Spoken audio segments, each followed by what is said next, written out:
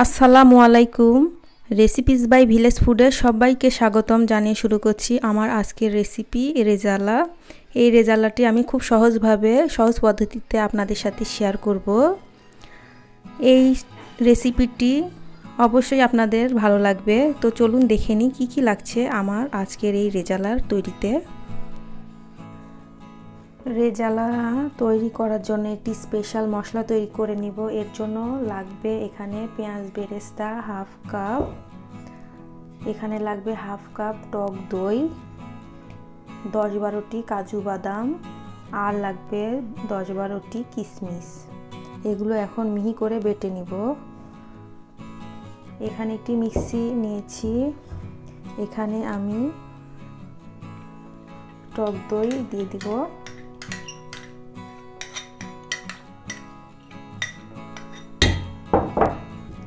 তারপরে পেঁয়াজ বেরেস্তা,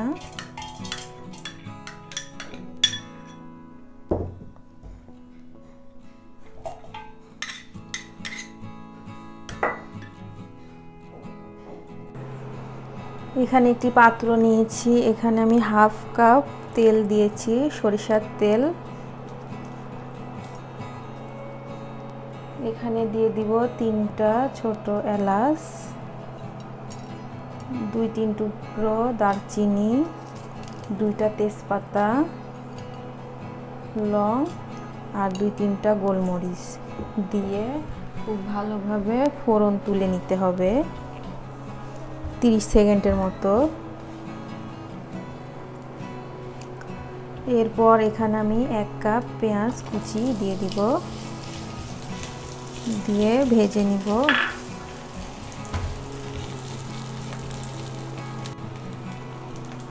পেঁয়াজগুলো খুব বেশি ভাজার প্রয়োজন নাই, এখানে একটু হালকা একটু নরম হয়ে আসলে এখানে আমি দিয়ে দিব 1.5 টেবিল চামচ রসুন বাটা, 1.5 টেবিল চামচ আদা বাটা আর সামান্য পরিমাণে লবণ আপনারা আপনাদের স্বাদ মতো দিয়ে দিবেন। দিয়ে খুব ভালোভাবে কষিয়ে নিতে হবে।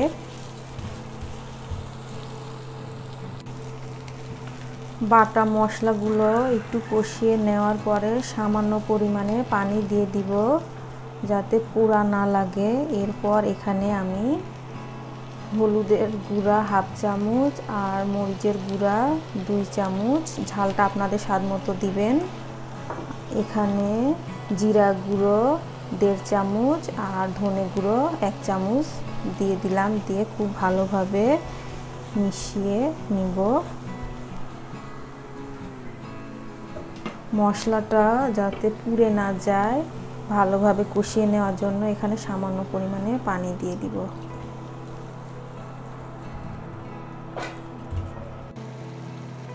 এখানে 1 কেজি পরিমাণের চিকেন আছে আর এগুলো আমি রেগুলার কাটের করে কেটে নিয়েছি।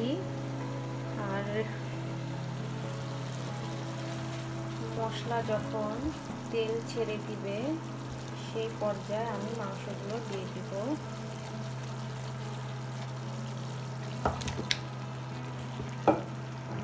দিয়ে ভালোভাবে মিশিয়ে নেব।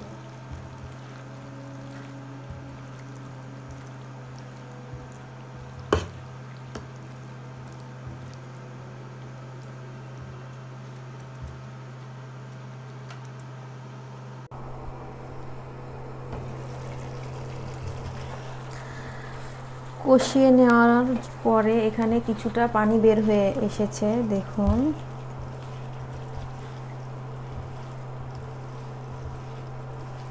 খুব ভালোভাবে কষিয়ে নিতে হবে।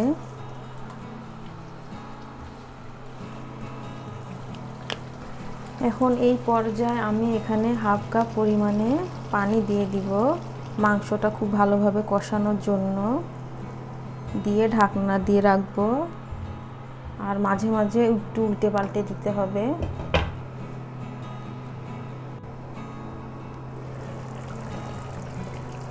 একটু ভালোভাবে একটু নাড়াচাড়া করে দিব, তা না হলে পুড়ে যেতে পারে নিচে। এই জন্য মাঝে মাঝে 2-3 মিনিট পর পর উল্টে পাল্টে দিতে হবে।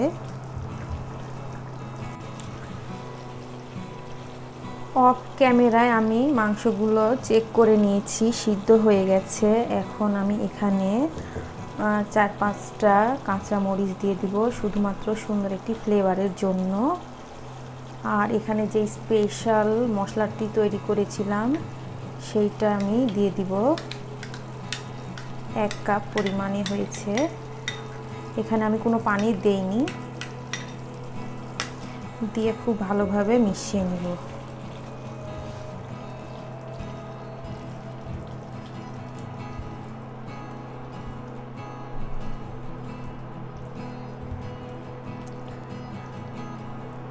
রেজালার গ্রেভির জন্য এখানে আমি 1 কাপ পরিমাণে তরল দুধ দিয়ে দিলাম।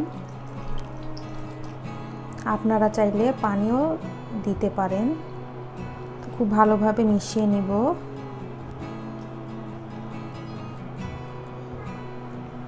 মিশিয়ে নেওয়ার পরে ঢাকনাটা দিয়ে রাখবো।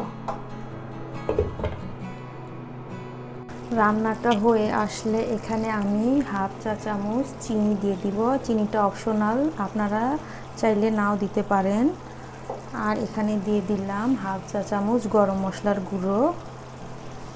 আর একটু মিষ্টি সেন্টের জন্য আমি এখানে কেওড়া জল দিয়ে দিব 2 থেকে 3 ফোঁটা পর্যন্ত, দিয়ে 5 মিনিট ঢাকনা দিয়ে রাখবো। ফিরে এলাম 5 মিনিট পর। দেখতে কত সুন্দর হয়েছে দেখুন। এখন আমি একটু নাড়াচাড়া করে নিব, তা না হলে পুড়ে যাবে। এই পর্যায়ে আমি বন্ধ করে দিব চুলাটা। আর আমি খুব সহজভাবে আপনাদের এই রান্নাটা দেখিয়েছি, খুবই সিম্পল। আমি বাসায় এইভাবেই রান্না করি, এটাই আমি দেখিয়েছি।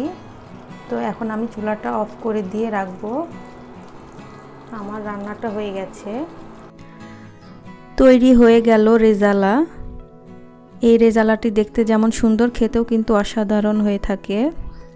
আমার এই রেসিপিটি যদি ফলো করে বাসায় তৈরি করেন, আশা করা যায় পারফেক্ট হবে। আজ এই পর্যন্তই। সবাই ভালো থাকবেন। আল্লাহ হাফেজ।